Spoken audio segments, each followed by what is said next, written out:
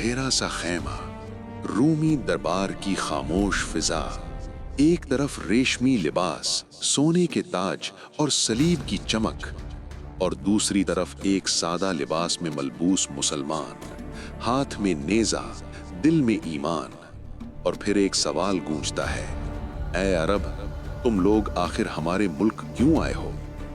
یہ سوال صرف ایک پادری کا نہیں تھا، یہ سوال ایک عظیم سلطنت کا تھا، اور جواب تاریخ بدل دینے والا تھا۔ یہ واقعہ اسلامی تاریخ کے ان نادر اور مستند واقعات میں سے ہے جہاں اسلام کی دعوت، وقار اور فکری برتری بغیر تلوار اٹھائے نمایاں ہو جاتی ہے۔ ہم بات کر رہے ہیں حضرت ربیعہ بن عامر اور رومی پادری کے اس تاریخی مناظرے کی جو فتوحات شام کے دوران پیش آیا۔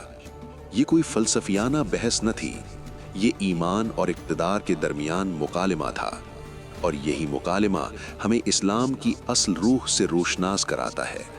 چھٹی صدی عیسوی کا آخری حصہ، شام کے میدان، ایک طرف رومی سلطنت جسے دنیا کی سب سے طاقتور سلطنت سمجھا جاتا تھا، اور دوسری طرف وہ مسلمان جن کے پاس نہ قلعے تھے نہ خزانے، صرف ایمان تھا۔ رومی قیادت مسلمانوں کی غیر معمولی پیش قدمی سے پریشان تھی۔ وہ جاننا چاہتے تھے، یہ لوگ کون ہیں؟ ان کا مقصد کیا ہے؟ کیا یہ صرف زمین کے بھوکے ہیں یا کسی اور نظریے کے نمائندے ہیں؟ اسی سوال کے جواب کے لیے ایک رومی پادری کو مسلمانوں کے پاس بھیجا گیا۔ مسلمانوں کی مجلس میں حضرت ربیعہ بن عامر کو منتخب کیا گیا۔ نہ وہ قریش کے سردار تھے، نہ کسی قبیلے کے بادشاہ، لیکن وہ ایمان کے نمائندے تھے۔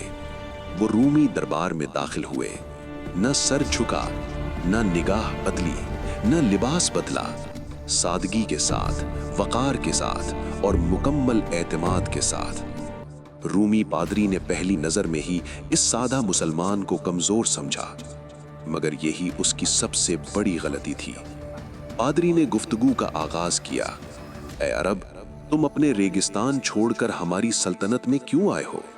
کیا تم غربت سے تنگ آ چکے ہو یا ہمارے مال و دولت نے تمہیں للچایا ہے؟ یہ سوال طاقت کے غرور سے بھرا ہوا تھا۔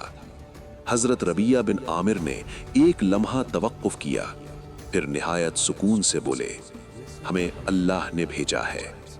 دربار میں خاموشی چھا گئی۔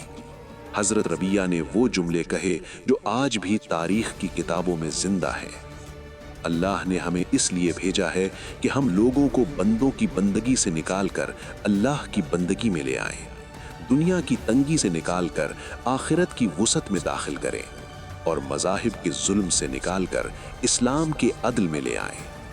یہ کوئی شاعرانہ تقریر نہ تھی، یہ اسلامی دعوت کا خلاصہ تھا۔ پادری کے چہرے کا رنگ بدل گیا۔ اس نے پہلی بار محسوس کیا کہ یہ لوگ کسی اور ہی مٹی کے بنے ہیں۔ پادری نے قدرے سخت لہجے میں پوچھا، اگر ہم تمہاری اس دعوت کو قبول نہ کریں تو؟ یہ لمحہ فیصلہ کن تھا۔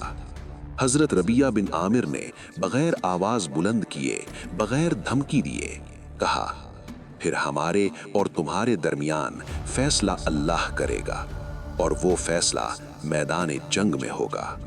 یہ جواب سن کر رومی دربار پر سکتہ طاری ہو گیا۔ یہ لوگ موت سے نہیں ڈرتے تھے، کیونکہ ان کے لیے موت شکست نہیں، کامیابی تھی۔ یہی وہ لمحہ تھا جب رومی قیادت سمجھ گئی کہ یہ صرف فوج نہیں، یہ ایک نظریہ ہے۔